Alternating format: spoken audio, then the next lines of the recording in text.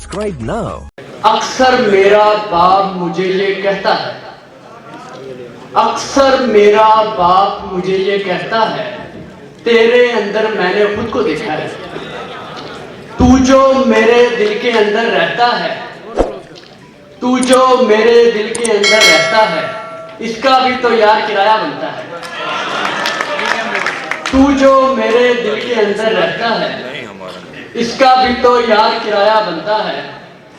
मुझसे बेहतर कौन तुझे समझेगा, मुझसे बेहतर कौन तुझे समझेगा, मैंने तुझको खुद से बेहतर समझा है। और उमर भाई शेर देखिएगा, मैं पेड़ों की सूरत ऊपर पहुंचा हूं, मैं पेड़ों की सूरत ऊपर पहुंचा हूं और तू बारिश बन के मुझ पे बरसा है। कड़वे लोगों की बस्ती है और इसमें, कड़वे लोगों की बस्ती है और इसमें, कड़वे लोगों की बस्ती है और इसमें कुदरत की तकसीम के पानी मीठा है। और एक गजल के, ये तो खतरा है हुकूमत के लिए, ये तो खतरा है हुकूमत के लिए, कौम राजी है बगावत के लिए। उससे बेहतर शख्स पिछली सफ में है, उससे बेहतर शख्स पिछली सफ में है, उससे बेहतर शख्स पिछली सफ में है, वो जो आया है इमामत के लिए। उससे बेहतर शख्स पिछली सफ में है, वो जो आया है इमामत के लिए।